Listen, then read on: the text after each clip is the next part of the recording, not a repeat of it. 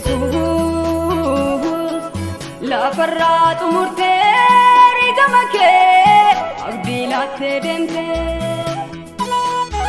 hafuura qulqulluu kan na jajjabeessu olii naaf ergitee hamma guyyaa dhumaatti akkan dhaabadhuuf humna naaf kennite gad jedhee fuula keetti akkan si eegu Yesuus na eebbiste Yesuus koo dhuftee na fudhatta ana abdiidhaan si nan eeggadha biyya koo waaqarraatti qulqulloota wajjin nan faarfadha Yesuus koo dhuftee na fudhatta ana abdiidhaan si nan eeggadha biyya koo waaqarraatti qulqulloota wajjin nan faarfadha biyya koo waaqarraatti qulqulloota wajjin nan faarfadha mana koo galigalaatti qulqulloota wajjin nan faarfadha mana koo galigalaatti qulqulloota wajjin nan faarfadha biyya koo waaqarraatti qulqulloota wajjin nan faarfadha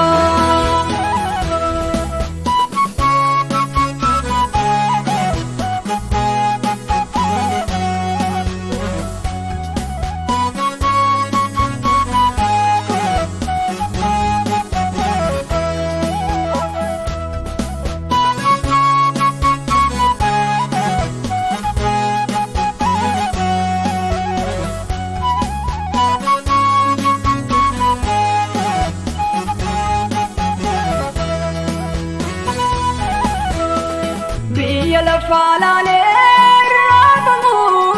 lakkabdiin kutadhu haalli isaa ulfaatu sinnaafadhu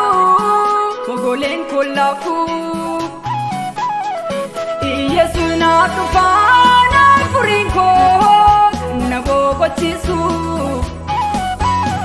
qabdii naaf kenneera hafuura isaa yoo tureyyuu nafu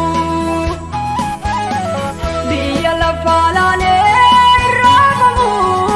lakkabdiin kutadhu haalli isaa ulfaatu sinnaafadhu mogoleen kollaafu Yesuus naaf dhufaa naaf furiin koo na boqochiisu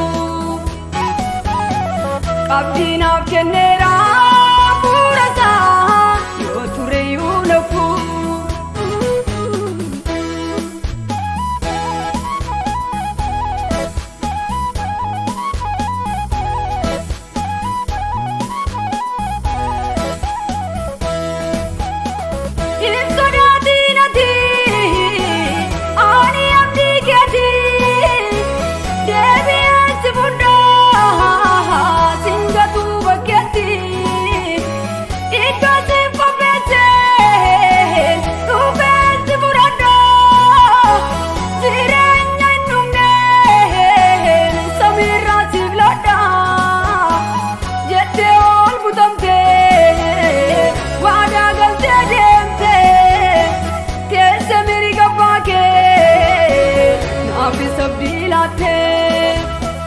jette ol budamtee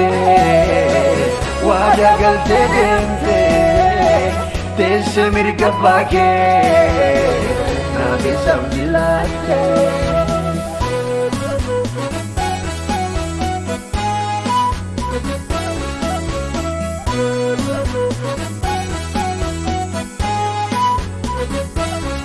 duumessaan simatamtee akkuma ol butamtee guyyaa deebii keetti ergamootaan marfamtee in dhufta hin mul'atta fudhii dhugaa laatta warra siif jiraatu gonficha deeggata duumessaan simatamtee akkuma ol butamtee guyyaa deebii keetti ergamootaan marfamte hin dhufte hin mul'atta firdii dhugaa laata warra siif jiraatu goofticha eeggata.